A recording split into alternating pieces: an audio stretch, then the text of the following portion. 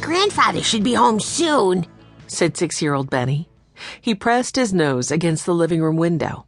Any minute now, we'll find out about the surprise. He sounded excited. 10-year-old Violet came up behind her younger brother. I wonder what kind of surprise it is. She looked out the window, too. There was no sign of Grandfather yet. Jessie, who was 12, was placing napkins around the dining room table. It's not like Grandfather to be so mysterious, she said. Tell us again what he said on the phone, Henry. He didn't say much, said Henry, as he poured lemonade into tall glasses. He wouldn't even give me a hint. He just said he was bringing home pizza for dinner, pizza and a surprise. At 14, Henry was the oldest of the Alden children. One thing's for sure, said Jessie. Grandfather's surprises are always fun. At that, Watch, the family dog, looked up and barked in agreement. Violet had a faraway look in her eye. Remember when Grandfather surprised us with the boxcar? The others nodded and smiled. After their parents died, the 4 Alden children had run away. They discovered an abandoned boxcar in the woods and made it their home.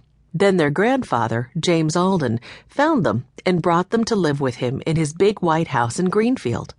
He had the boxcar moved to his backyard as a special surprise for his grandchildren. The Aldens often used the boxcar as a clubhouse. Well, surprises always make me hungry, Benny said.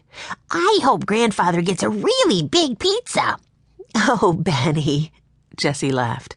Everything makes you hungry. Just then, James Alden walked in the door. He was holding a pizza box from Joe's restaurant. Ready to dig in? He asked, smiling fondly at his grandchildren. I ordered an extra large topped with special tomato sauce, extra cheese, and pepperoni. Benny let out a cheer. Ha ha! That's my favorite kind! The children forgot all about the surprise for a while as they helped themselves to pizza. Finally, Grandfather sat back in his chair and said, Are you ready to hear my news? Henry, Jessie, Violet, and Benny looked up expectantly. Yes. What is it, Grandfather? Violet asked. I was talking to my friend Fran Russell today. I have some business to take care of in Cedarburg, Wisconsin, and I thought I'd stop by to see her while I'm there. Grandfather took a sip of his lemonade. She invited the 4 of you to come with me and spend a few days with her at Shadowbox. What do you think? Everyone thought it was a great idea. The children had often heard their grandfather speak of his good friend Fran and her old stone house, Shadowbox. Shadowbox sure is a weird name for a house, Benny said. The name fits, Benny, said Grandfather, smiling over at his youngest grandson. When you see the house, you'll know what I mean. He helped himself to another slice of pizza. Henry was curious. How old is Shadowbox, Grandfather? Grandfather took a bite of his pizza and chewed thoughtfully for a moment. Then he said, As I recall, Fran's ancestors built Shadowbox back in the 1850s. It's been in the family ever since. Fran takes great pride in her home, he added, and in the family ghost. The children all looked at their grandfather in surprise. The family what? Said Benny, his eyes round. Grandfather's eyes crinkled with amusement. According to the story, Shadowbox is haunted by a runaway ghost. What do you mean? Asked Henry. Is it the ghost of one of Fran's ancestors? Jessie asked at the same time. Then Violet chimed in, What kind of a ghost runs away? Grandfather couldn't help laughing as he held up a hand to slow them down. You'll hear all about the runaway ghost when you get to Shadowbox.